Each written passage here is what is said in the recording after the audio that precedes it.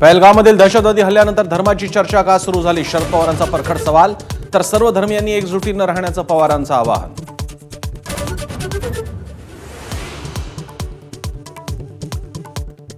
पाकिस्तानी नागरिकांना शोधून काढा आणि तात्काळ परत जातील याची खात्री करा. गृहमंत्री अमित शहांचे सर्व राज्यांच्या मुख्यमंत्र्यांना निर्देश.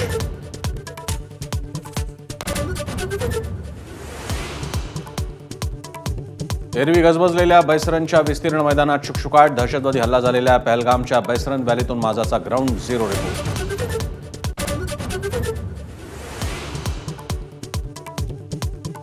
पहलगाम हल्ल्यातील संशयित दहशतवादी आसिफ शेख आणि आदिल गुरीचं घर स्फोटात उद्ध्वस्त. आसिफ आणि आदिल या दहशतवाद्यांच्या घराची झडती घेताना संशयास्पद वस्तूंचा स्फोट.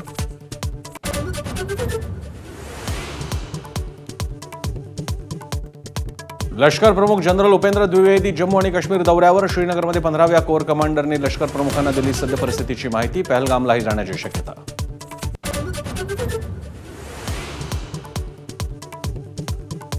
लोकसभेचे विरोधी पक्षनेते राहुल गांधींनी पहलगाममधील जखमींची घेतली भेट. पहलगामवासींनी संपूर्ण देश सोबत असल्याचा दिला विश्वास.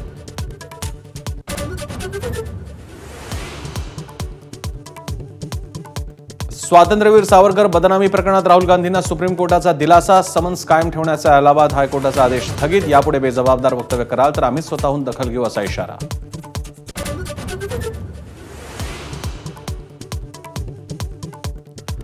पहलगाम हल्ल्याच्या निषेधार्थ नांदेड अमरावती मालेगावमध्ये बंद. दुकानं बंद ठेवून आणि पाकिस्तान मुर्दाबादच्या घोषणा देऊन व्यक्त केला संताप.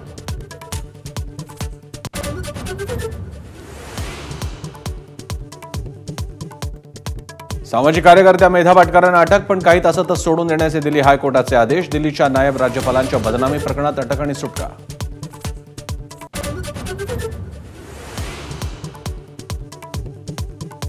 बदलापुरातील अक्षय शिंदे चकमकीचा तपास एसआयटीला का दिला नाही? मुंबई हायकोर्टाचा महाराष्ट्र पोलिसांना सवाल. हा कोर्टाचा अवमान असल्याचं म्हणत संताप व्यक्त.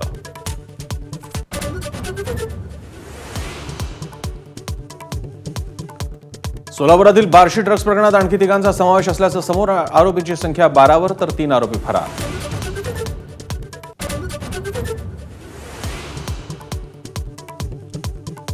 राज्यभरात मराठवाड्यासह विदर्भात अनेक शहरांमध्ये पारा 40 अंशांच्या पार. परभणीत तापमान पुन्हा 43 अंशांवर.